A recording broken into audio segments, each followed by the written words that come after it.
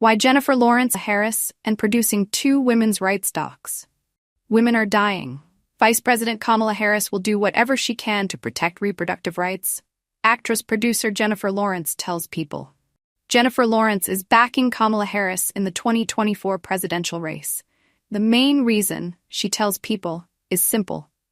Abortion is literally on the ballot. I'm voting for Kamala Harris because I think she's an amazing candidate, and I know that she will do whatever she can to protect reproductive rights, says the Oscar-winning actress, 34, urging others to do the same. That's the most important thing, is to not let somebody into the White House who is going to ban abortion. Ahead of the national election, the self-described feminist is producing 2 to-be-released documentary films that exemplify those political values. Bread and Roses, which follows 3 women living under Taliban rule in Afghanistan, and Zorowski v. Texas, about abortion care supporters who in 2023 sued the state of Texas. Jennifer Lawrence takes jab at Mike Pence and conversion therapy in GLAAD Media Awards speech. As online trolls like to point out, every time I get involved in politics, I didn't go to school. I dropped out of middle school, so I don't have a classic education, says Lawrence with characteristic candor. So storytelling is where I get most of my education. Producing and promoting films through her production company, Excellent Cadaver, is her way of educating others through storytelling. She adds, "That's the beautiful, amazing thing about film and documentaries. Hearing facts or listening to the news, hearing certain things happen, it's very easy to forget until you actually see human existence and you see what's going on. I think that's when minds can be changed.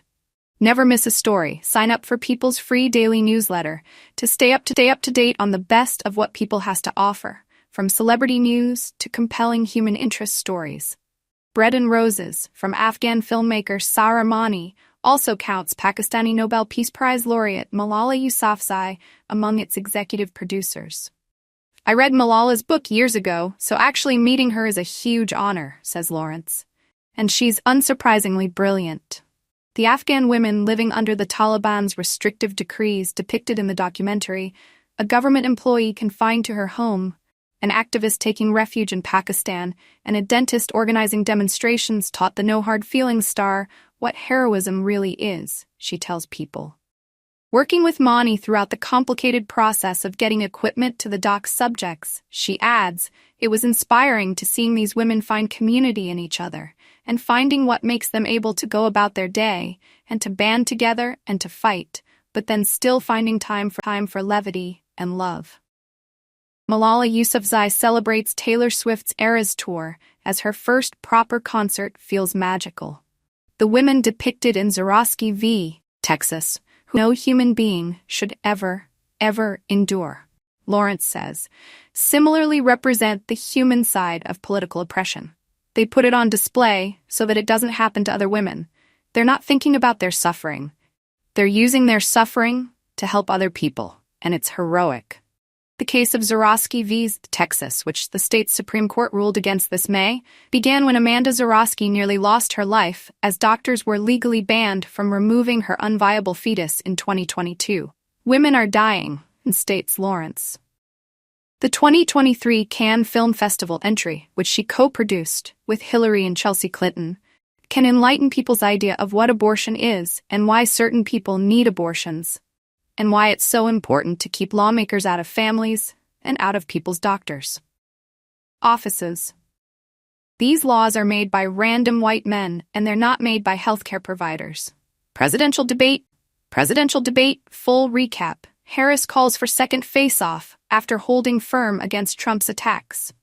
While Lawrence and fellow Excellent Cadaver producer Justine Ciarrocchi did not originally intend to enter the documentary space, she says, it's fitting that both Bread and Roses and Zorowski v. Texas are coming to Americans in 2024 as they face Harris and Donald Trump on the ballot. With both of these movies, I'm moved by how they persevere and how they move on, says Lawrence of the women on screen. Lawrence hopes both films inspire audiences to contact their leaders, donate, volunteer, and most of all, she says, exercise their civic duty. Take action by voting, she says. The most important thing that we can do right now is just vote.